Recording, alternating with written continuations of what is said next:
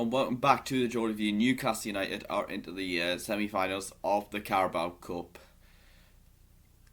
Wow, I cannot believe it. We were favourites obviously for the game, but this just feels crazy.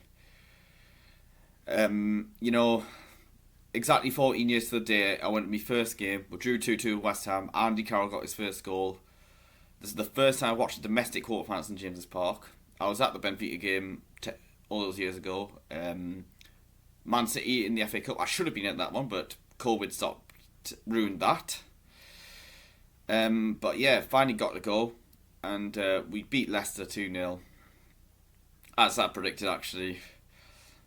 And yeah, only the second time we've reached the stage of the competition, because previous time 1976 we and that was actually the year we reached the final. But looking at the starting 11, Eddie Howe went with back to the same side that drew against Arsenal, which was no surprise. He was always prioritising this game over Sheffield Wednesday. The players did let us down on Saturday, even if it wasn't. But he always had this game in mind. Plus, the league. And we had a chance really early on, but actually, it was good also to see Isaac on the bench. He did get on the pitch in the second half, which, at 45 minutes against Sheffield Wednesday has done him good. But we had a chance early on through, Almiron, good run from him. He played to Willock, a good ball in from him at Longstaff. You need to be hitting the target from there, mate. First minute, that was a let-off for Leicester City. But we just had a lot of chances. Bruno had some answers. We were just arguably that better team first off. Like, you weren't really worried about Leicester. I mean, I think part of that was down to Nick Pope, commanding his box when they did get forward.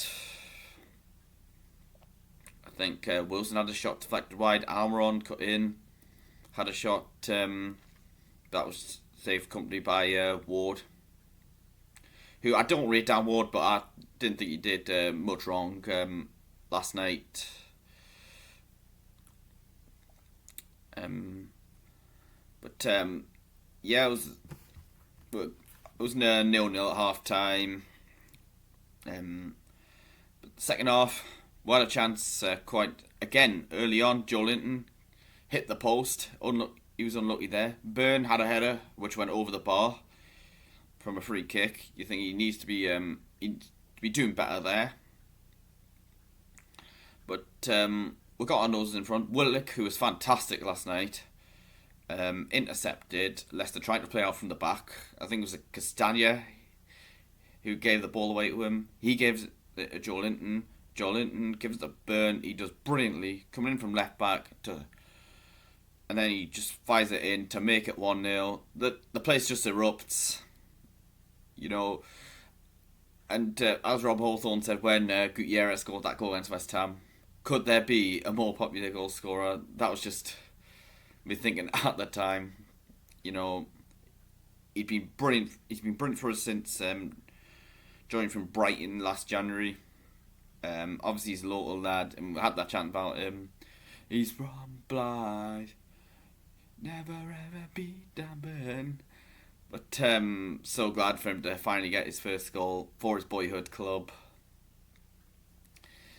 And he's done really well at left back as well as centre back. And then we made it 2-0. A brilliant pass from Almiron. It's just a lovely finish from Joelinton. His second goal against Leicester this season, because he's already got one when we beat them on Boxing Day 3-0. And at that point, it's practically game over. But Leicester did. Well, Jamie Vardy came on. He had a couple of chances for Leicester. Perez played it into Vardy. I mean, Perez has obviously had quite a few assists and a goal, of course, against us since he left. He nearly got an assist here. He played a good ball into Vardy. That's a shocking miss from him. And then he had a chance, which not as good a chance, but he fired it wide. You just think the old Jamie Vardy would have buried that, but, well, Jamie Vardy in his prime would have scored that, but, you know, he's not the same player. He's probably going to, you know, end up leaving Leicester, maybe wind down his career in the MLS or somewhere quite soon. But, yeah, we're into the semi-finals, and obviously Isak coming on. He looked good when he came on for Wilson later on. And hopefully he'll get a goal soon, and hopefully Chris Wood won't get as many games. My hope, thinking is, you know, Koala's obviously going out on loan, looks like, to Hearts.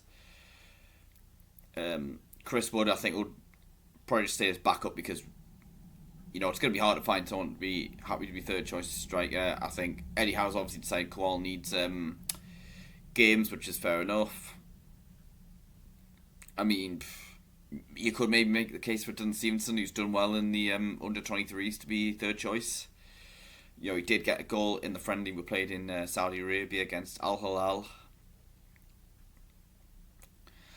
But, yep, it was just fantastic at the end. You know, the first time we reached the domestic semi-final in any competition for 18 years. Since the FA Cup in 2005, when Man United beat Liverpool 4-1 at the Millennium Stadium, which was actually the day before my 6th birthday. And yeah, roll on the draw tonight, and obviously it's over 2 legs. I would prefer probably to have the second leg at St James's Park. I mean, I don't want us to be in a situation like West Ham were 9 years ago when they lost 6-0 away at Man City in the first leg. I don't think this will happen to us, by the way. And then, you know, the home leg was pretty meaningless for them.